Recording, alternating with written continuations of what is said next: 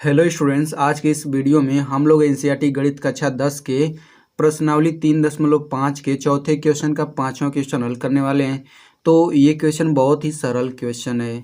तो चलिए सबसे पहले क्वेश्चन पढ़ लेते हैं। तो क्वेश्चन में कहा जा रहा है कि एक आयत का क्षेत्रफल 9 वर्ग इकाई कम हो जाता है।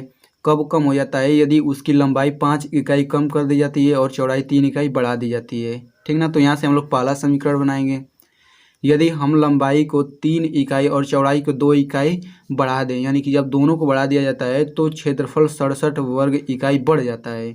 तो आयत की विमाएँ ज्ञात कीजिए, यानी कि आयत की लंबाई और चौड़ाई ज्ञात करना है हमें। तो इस तरीके से लंबाई और चौड़ाई के मान हम लोग निकाल सकते हैं। तो सबसे पहले इनका लंबाई चौड़ाई मान लेते हैं। तो लिखेंगे माना आयत की लंबाई x इकाई है और चौड़ाई y इकाई है। ठीक ना। तो जब आयत की लंबाई x इकाई है और चौड़ाई y इकाई है तो क्षेत्रफल क्या होगा? तो लिखेंगे इसलिए क्षेत्रफल बराबर, तो आयत का क्षेत्रफल क्या होता है? लंबाई गुणा चौड़ाई होता है, यानी कि x गुणा y होता है। तो इसे हम लोग लिखेंगे xy वर्ग इकाई। तो अब इसके बाद से लिखेंगे प्रश्नानुसार। तो यहाँ पे देखिए प्रश्न पढ़ लेते हैं। यदि उसकी लंबाई 5 इकाई कम कर दी जाती है और चौड़ाई 3 इकाई बढ़ा दी जाती है, तो हम लोग वही चीज़ कर लेते हैं। तो लंबाई x है, तो जब लंबाई में 5 इकाई कम करना है, x - 5 हो जाएगा और चौड़ाई में 3 इकाई जोड़ना है। तो चौड़ाई में यहाँ पे हम लोग 3 इकाई जोड़ देते हैं। तो जब इन दोनों का गुणा कर देंगे तो ये नया क्षेत्रफल हो जाएगा। ठीक ना। और पुराना क्षेत्रफल क्या होगा? पुराना क्षेत्रफल ये हो जाएगा x × y हो जाएगा। तो फिर से एक बार पढ़ लेते हैं कि आयत का क्षेत्रफल 9 वर्ग इकाई कम हो जाता है यदि उसकी लंबाई 5 इकाई कम कर दी जाती है और चौड़ाई 3 इकाई बढ़ा दी जाती है। ठीक ना। तो जब हम लोग लंबाई में 5 इकाई कम कर दें और चौड़ाई में 3 इकाई बढ़ा दें तो क्षेत्रफल जो होगा, ये वाला क्षेत्रफल, ये 9 वर्ग इकाई कम हो जाता है। तो हम लोग यहाँ पे माइनस कर लेंगे, फिर इन दोनों को बराबर कर लेते हैं। तो यहाँ से पहला समीकरण बन जाएगा। तो अब हम लोग गुणा कर लेते हैं। तो x का गुणा इन दोनों में करिए तो ये हो जाएगा xy फिर प्लस 3x। अब -5 का इन दोनों में करिए गुणा तो 5y और -15 बराबर xy - 9। तो दोनों पक्षों से xy कट गया। तो ये हो जाएगा 3x और फिर -5y बराबर, यहाँ पे देखिए -15 इधर आ गया, +15 और 15 - 9 कितना होगा? ये होगा 6। तो इसे हम लोग समीकरण नंबर 1 मान लेते हैं। ठीक ना। तो इसके बाद लिखेंगे पुनः प्रश्नानुसार। तो पुनः प्रश्न में कहा जा रहा है कि यदि हम लंबाई को 3 इकाई और चौड़ाई को 2 इकाई बढ़ा दें तो क्षेत्रफल 67 वर्ग इकाई बढ़ जाता है। ठीक ना। तो लंबाई में हम लोग बढ़ा देते हैं 3 इकाई, तो ये हो जाएगा x + 3 फिर गुणा y + 3। ठीक ना।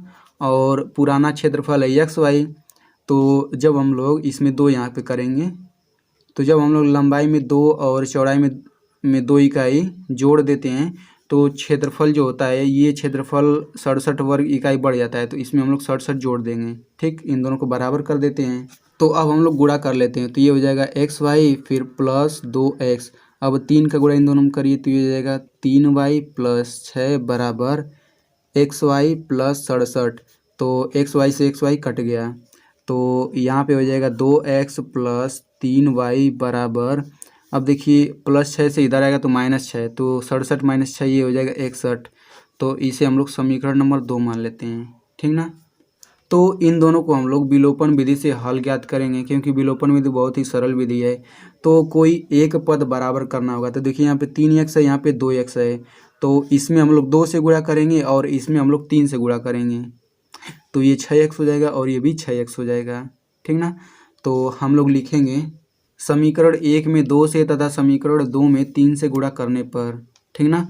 तो समीकरण 1 में हम लोग 2 से गुणा कर लेते हैं तो ये हो जाएगा 2 × 3 = 6x फिर -2 × 5 = 10y बराबर 2 × 6 = 12।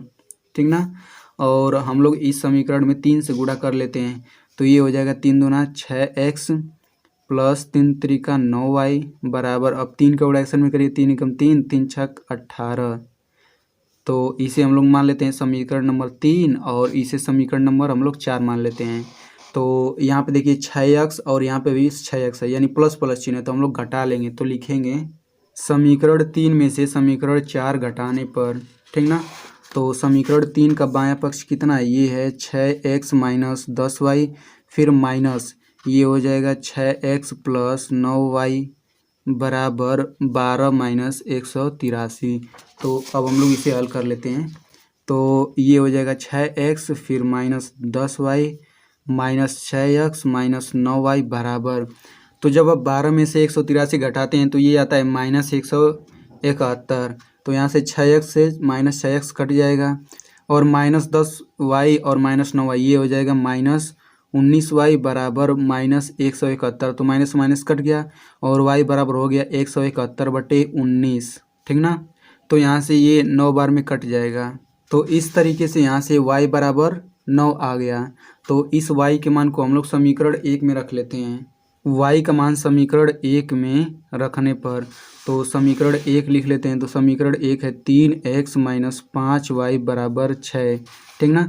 तो ये हो जाएगा 3x माइनस 5 गुणा 9 बराबर 6। तो 3x बराबर हो जाएगा 6 प्लस 5 9 45, इधर माइनस है तो इधर आएगा तो प्लस हो जाएगा। तो इधर से 3x बराबर 45 में 6 जोड़ेंगे तो ये आता है 51, ठीक ना।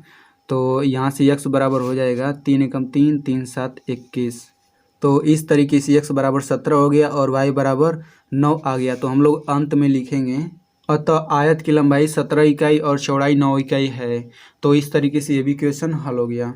तो लाइक और शेयर ठोक दीजिए, महाकाल का लाइक और शेयर ठोक दीजिए।